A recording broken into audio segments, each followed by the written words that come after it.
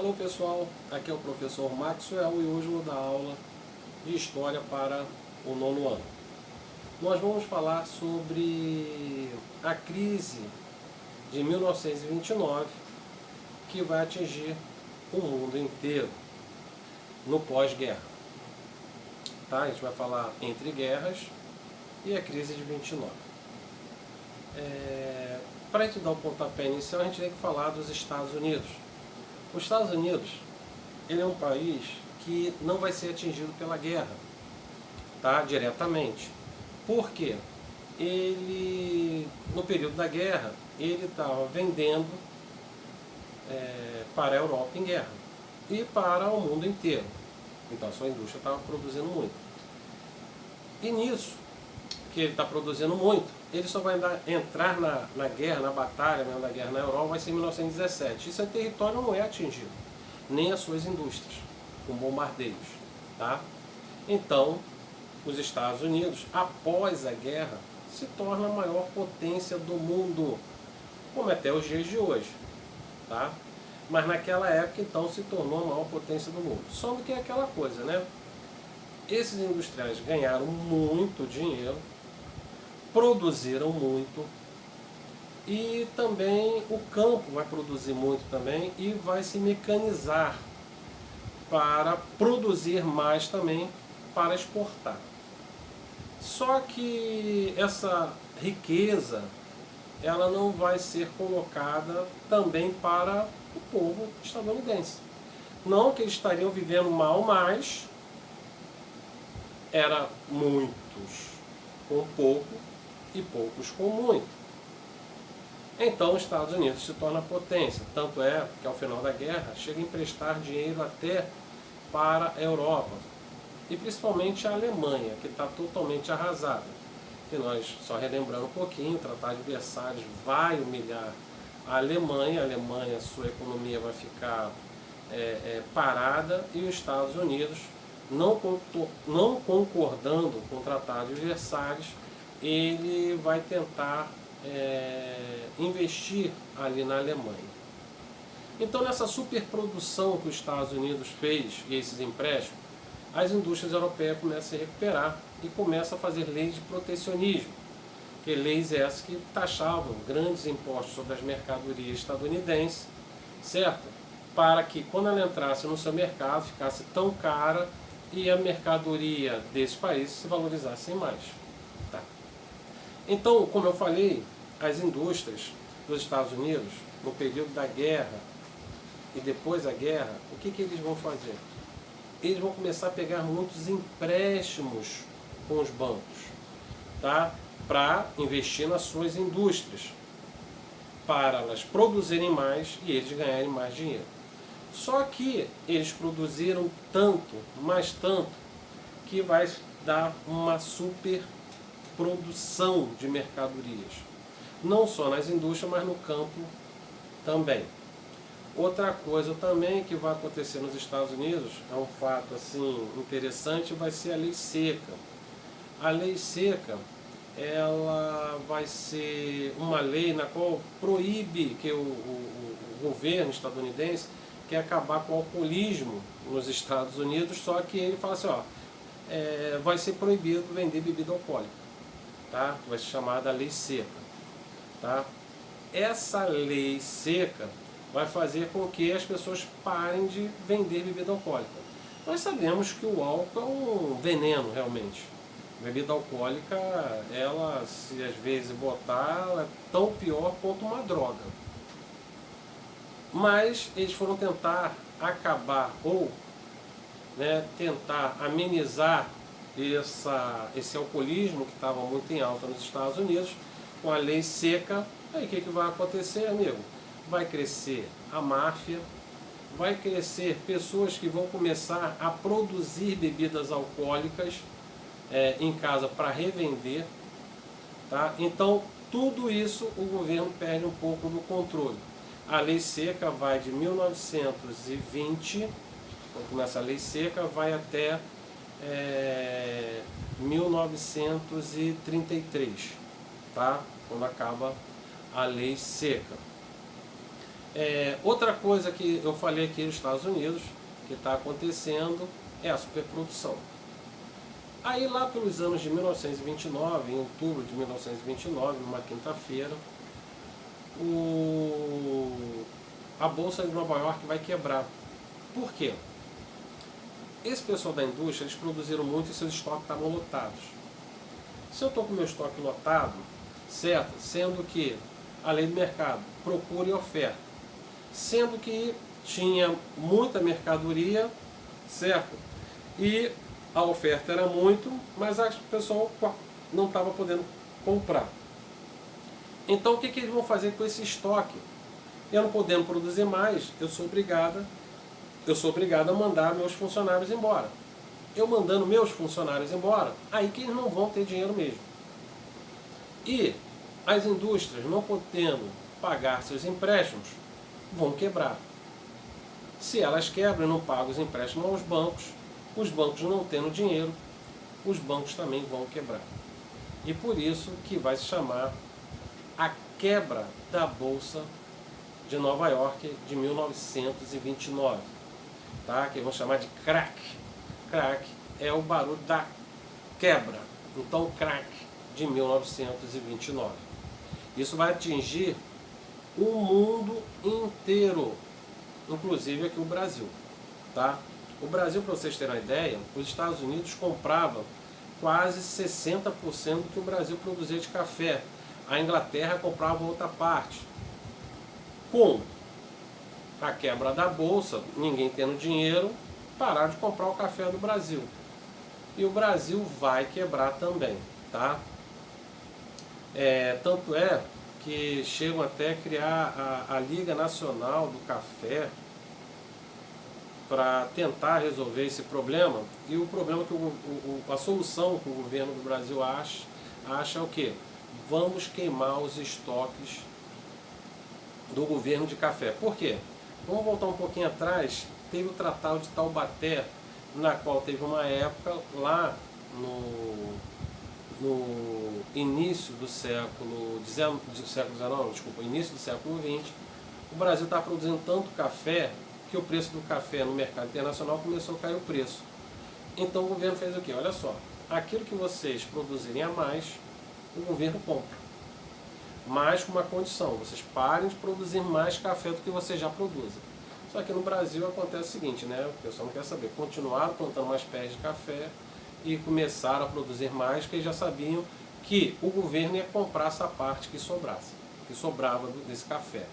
Tá? Então os estoques de café do governo estavam lotados. Então o governo vai cancelar o Tratado de Taubaté e vai queimar todo o café que está lá no seu estoque para tentar fazer com que o café valorize a nível internacional e consiga se recuperar dessa crise.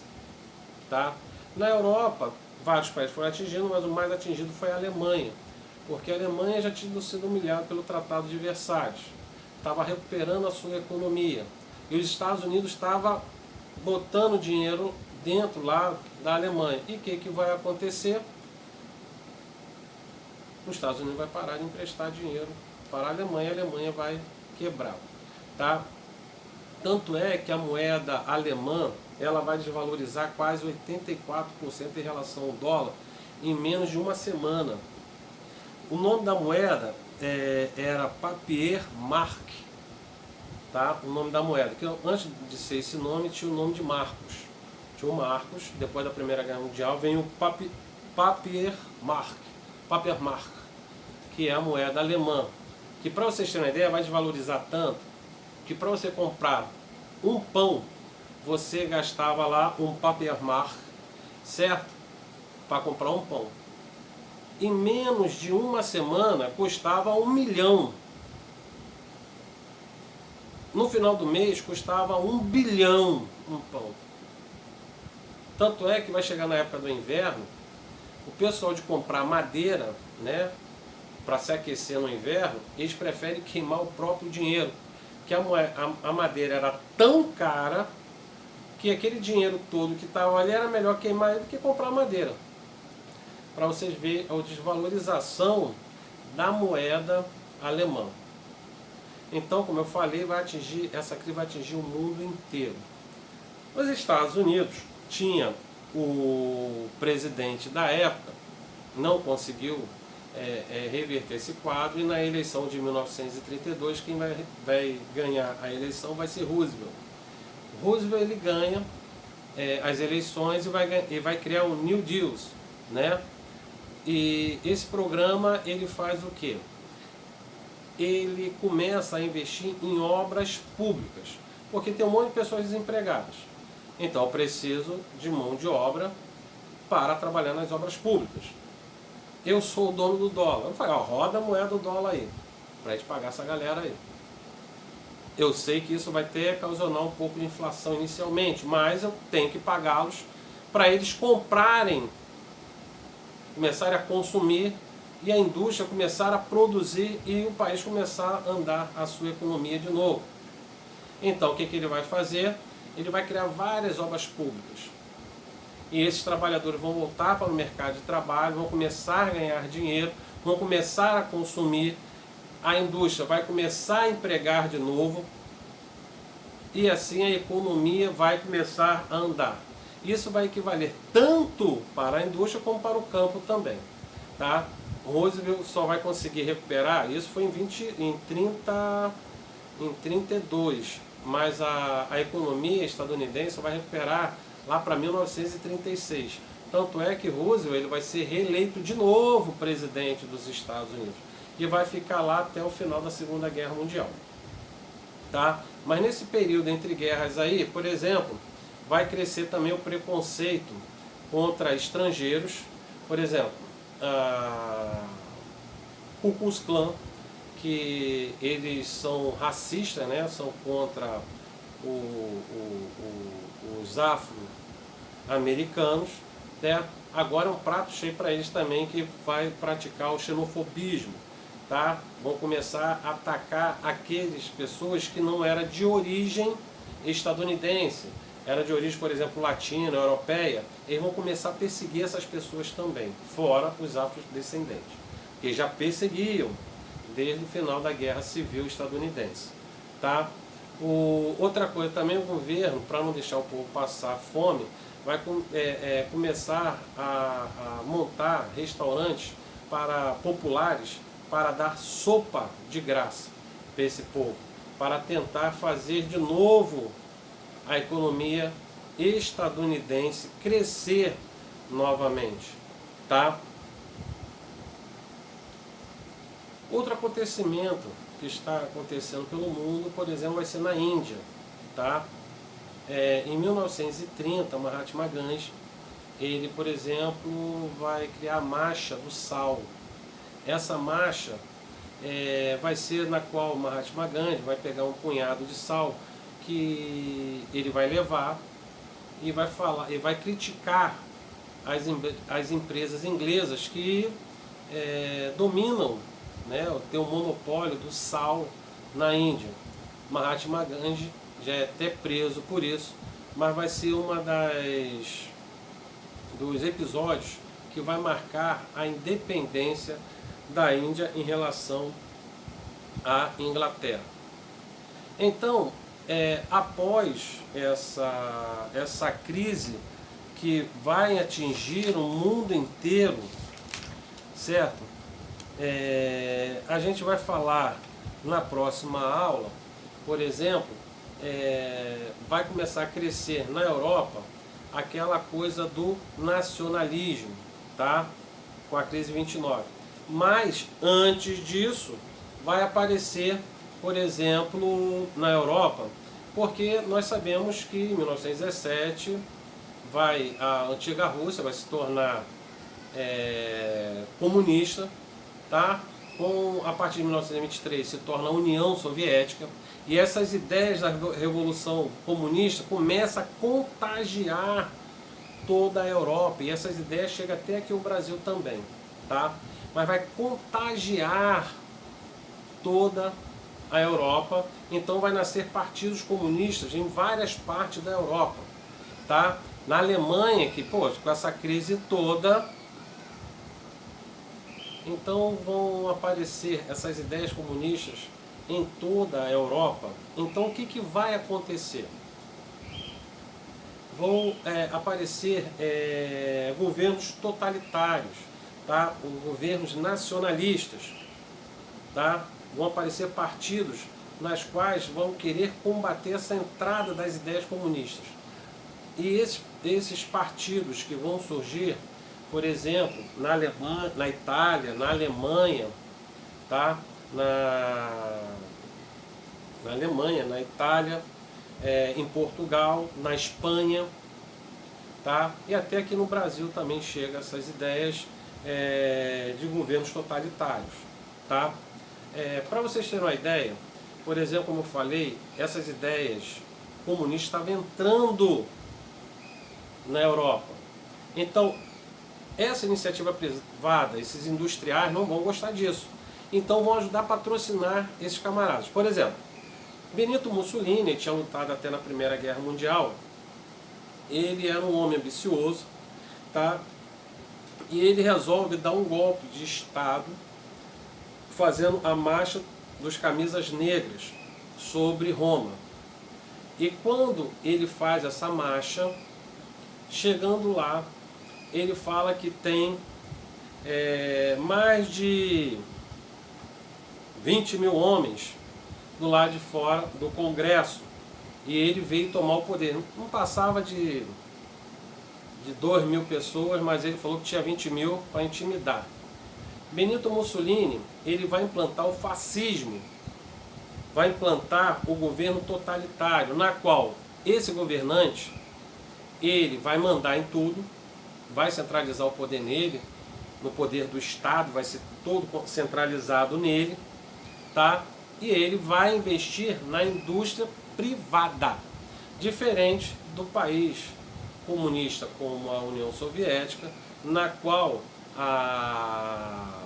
tudo pertence ao Estado. Num país fascista, num país totalitário, tá? E um Estado totalitário, ele vai ser concentrado o poder numa única pessoa, apesar de ter o parlamento, mas vai ter a iniciativa privada, financeira, que vai patrocinar esses partidos, porque eles não têm. Porque se tudo for estatizado pelo Estado, esses empresários, esses grandes burgueses não vão gostar disso. Isso vai acontecer em 1923, tá? Quando Mussolini toma o poder na Itália. Na Alemanha nazista também, que vai surgir, aí a moeda vai ter a trocar, que vai se chamar Reichsmark, tá? Criado pelo Partido Nazista. E a Alemanha nazista, a Alemanha se tornar nazista, tinha a República de Weimar, tá? A República de Weimar, ela é criada depois da Primeira Guerra Mundial e depois do Tratado de Versalhes. Pessoas com o Partido Nazista começam a pregar que vai derrubar o Tratado de Versalhes. E vem um camarada chamado Adolfo Hitler pregando essa história, falando que vai tomar o poder na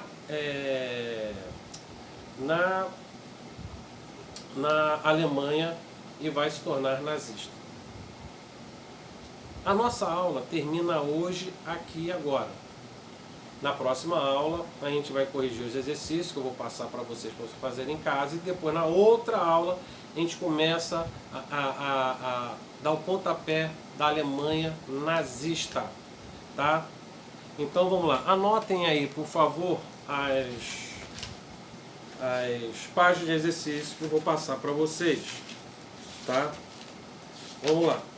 Começando na página 55, na página 59, na página 61, na página 62, 63, 67 e 68.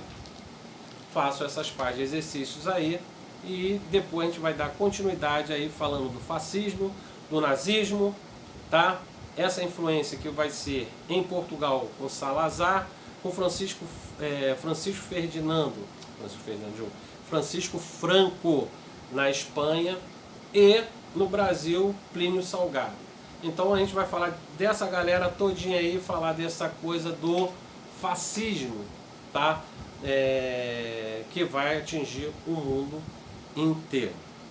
Pessoal, desejo para vocês aí uma boa semana e espero que vocês façam os exercícios e espero também que eu tenha conseguido passar essa mensagem aqui por vídeo.